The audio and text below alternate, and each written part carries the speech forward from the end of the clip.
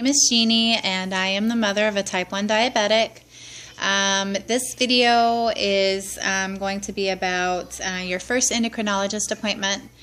First off, I am not a medical professional, and I'm not trying to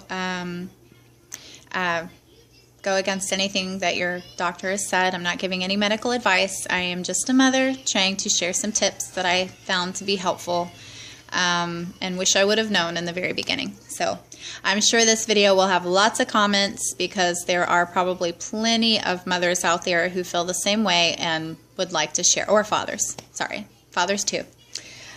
So your first endocrinologist appointment, my endocrinologist appointment is every 3 months, and a lot of times they want to just check in, they redo your prescriptions, and they want to check your HbA1c, which is just how much sugar has attached to your red blood cells. So that gives you a general idea of your overall health. As far as diabetes is concerned.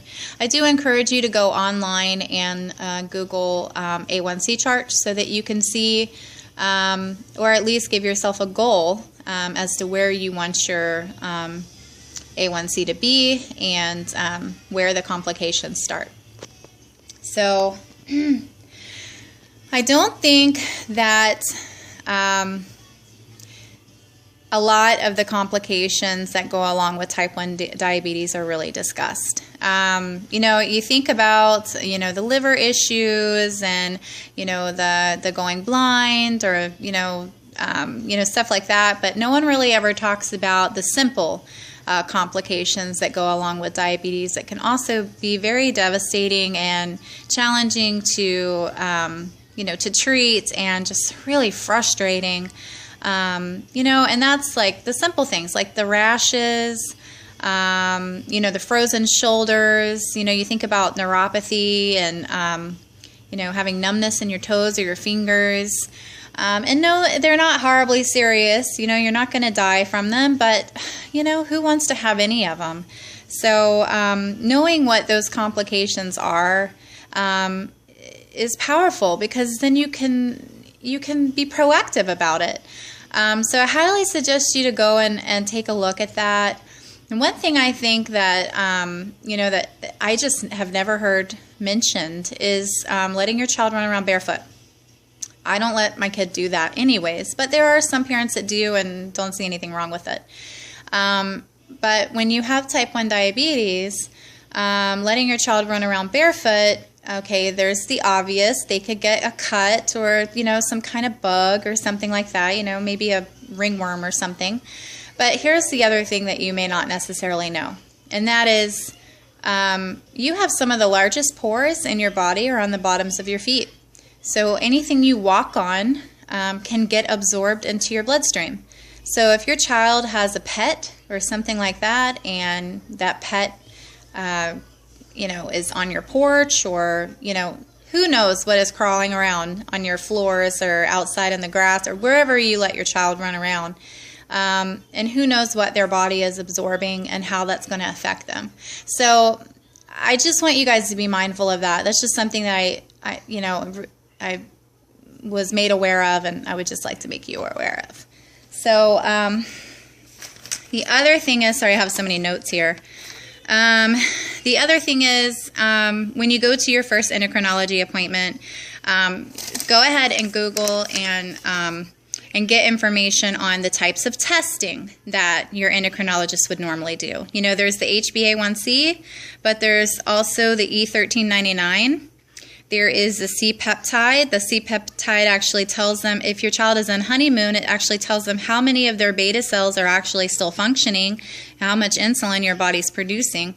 And, there's the GAD, which is the type of diabetes you have. And there's a lot of different ones, but you research for yourself and figure out what the testing, what tests they do, and maybe look up and see which ones they've already done. And so educate yourself on that so that way you know which testing you have. Plus, there are certain tests that your insurance company look for.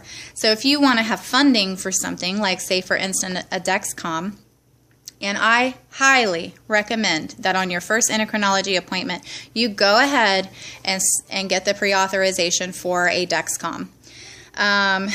But the insurance company doesn't always automatically pay for that. So if you have to get a pre-authorization, those tests that I just mentioned, they look for that. They want those. So make sure that your endocrinologist is testing you for that. And they may say, oh, we don't need that. We know you're in honeymoon or, you know, whatever. But you can request that they have that done. So the reason I say about the Dexcom is if you have not already had a sickness, you will. My daughter actually... about November of last year, I decided, you know, I wanted to get a Dexcom, that I would go ahead and check it out and see what it was like. And my daughter got sick in the meantime. I literally fought my insurance company for over 3 months to get get the pre-authorization done. So in the meantime, my daughter got sick, and when you get sick, your body produces stress hormones. Those stress hormones make you insulin resistant.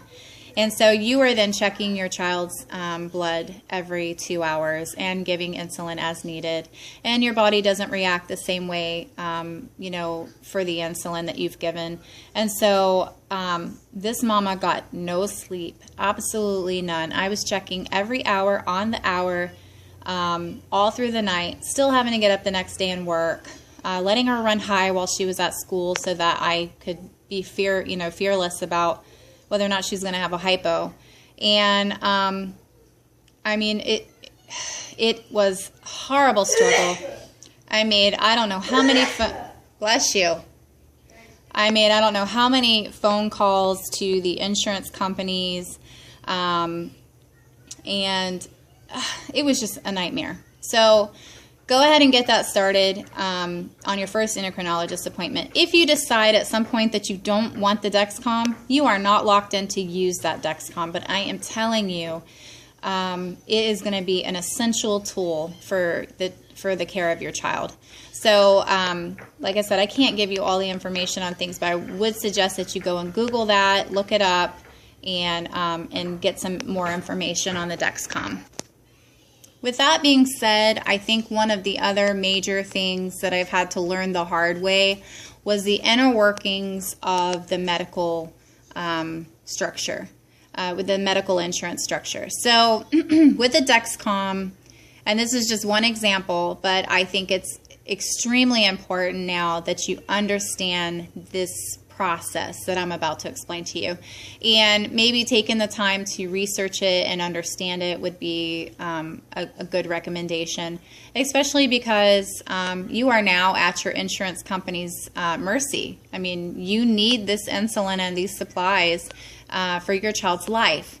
So, you know, although there may be some resources out there for you know, to help you in a situation where you don't have coverage, I would hate to ever have to be